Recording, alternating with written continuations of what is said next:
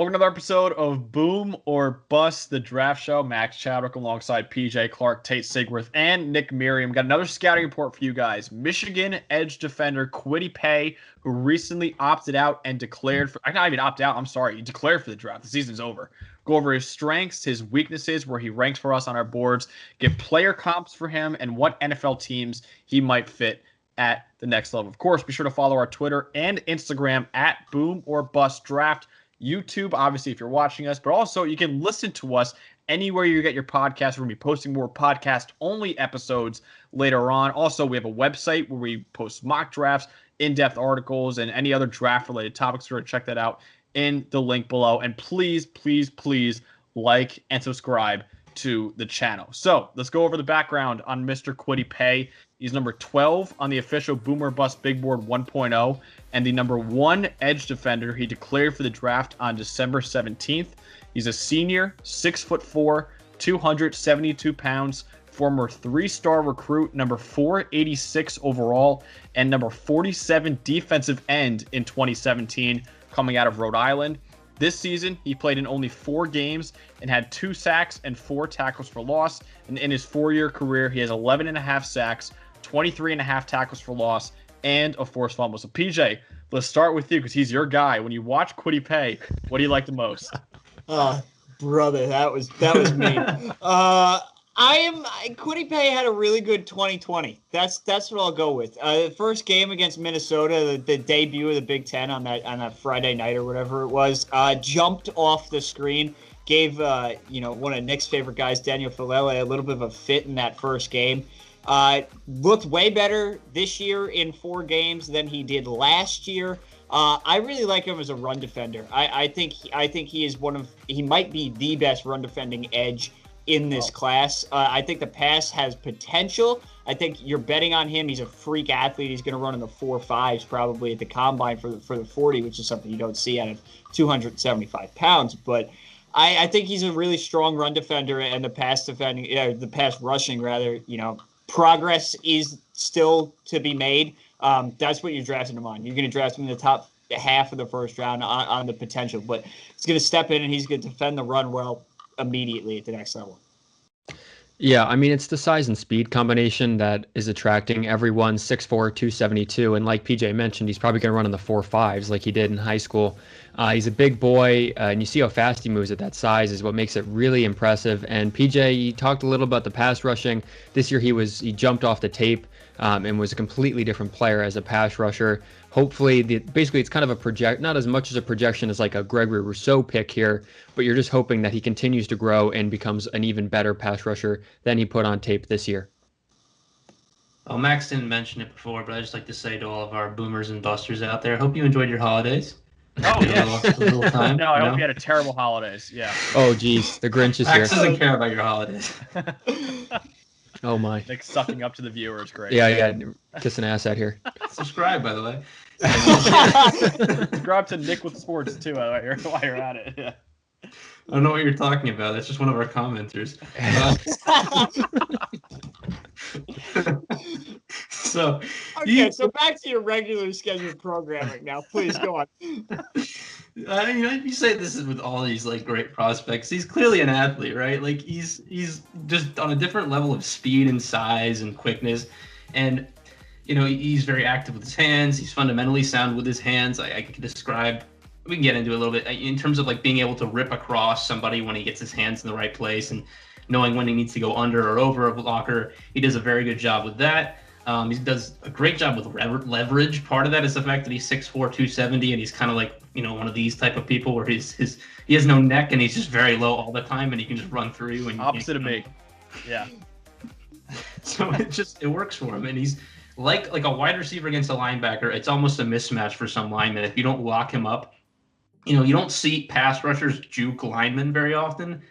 I think we've seen him do it a couple times just because it's like he's running routes out there sometimes, and he's just on a different level of athleticism compared to some of these linemen trying to block him up.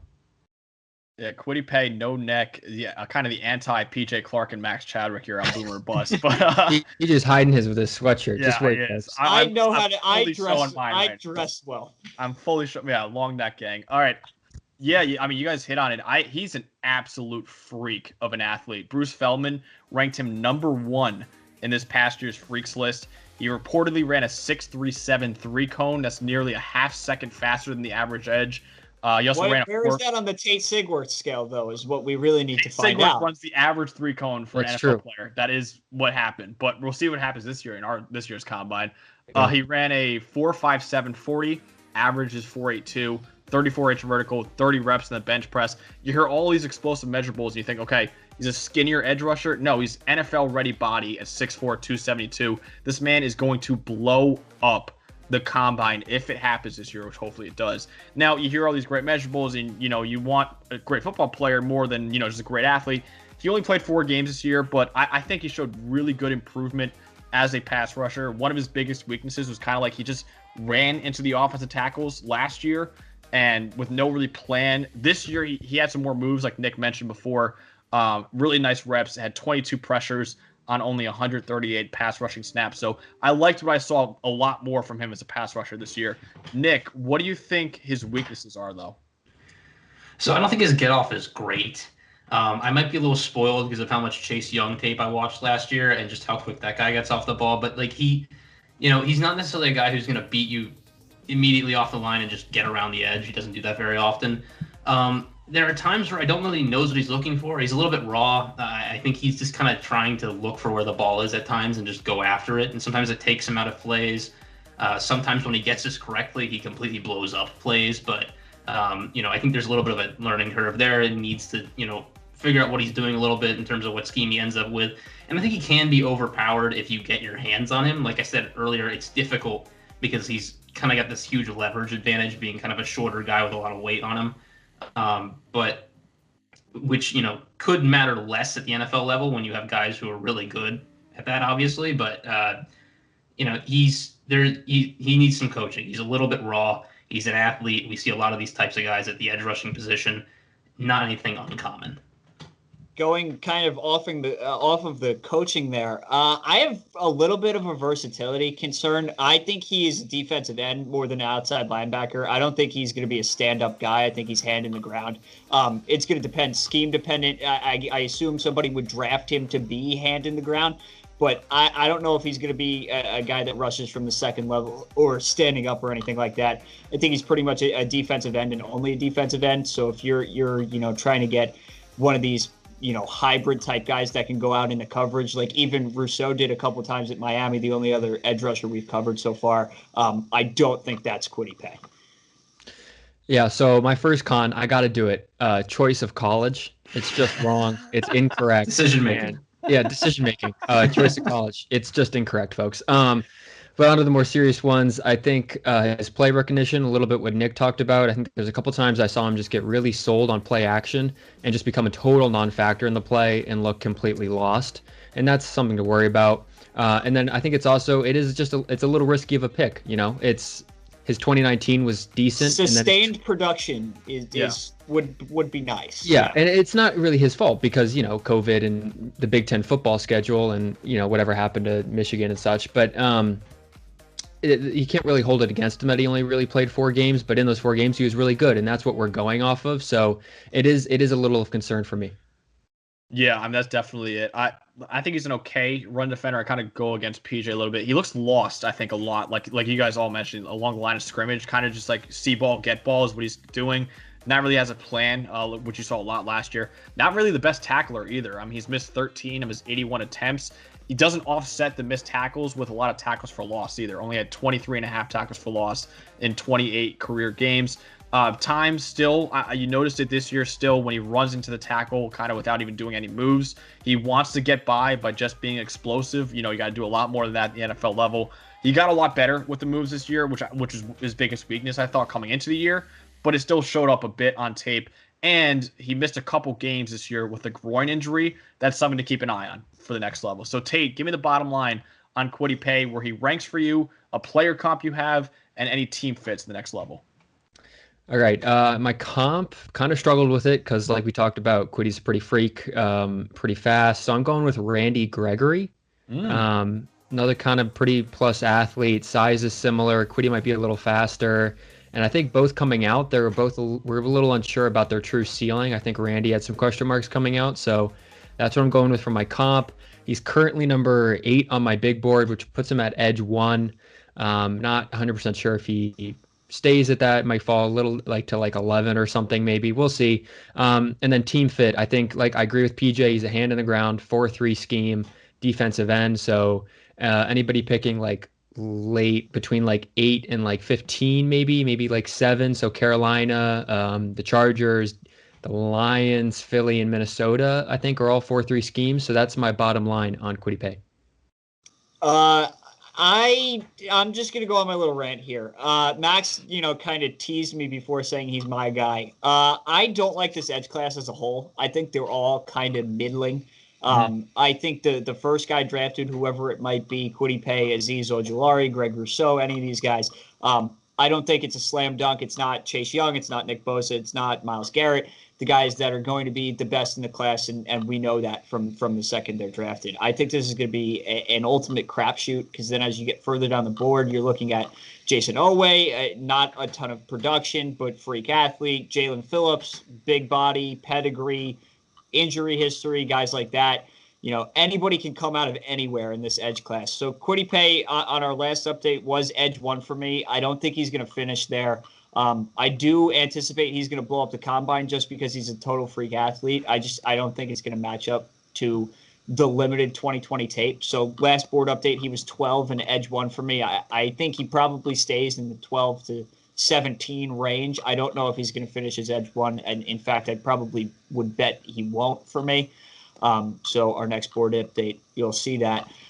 Player comp, I went back and forth. The guy I liked was Trey Flowers, who's very, very slow, but is so not the physical freak athlete. But I think it's more of a good comp. No, but he's a run defending edge who's he always gets 8 sacks. I think that's what Kwity Paye is. I think he's I don't think he's a superstar edge. I think he's going to be a good run defender who's kind of like a middling. I don't know if he ever gets a double-digit sacks kind of guy. Better than Jordan Jenkins. That's the one you said pre-video. So I was afraid you would say that. So okay, I'm cool with Listen, I like Jordan Jenkins. Jordan Jenkins was a good Jet. I'm not gonna bum Kwity Paye with Jordan Jenkins. No. Bar is low for a good Jet. If you had told me that Jordan Jenkins was still on the Jets, I probably would have believed you. He's the longest tenured Jet, I believe, at this point. So is he still on them? Yes, he is. Oh, see, there you go. Well,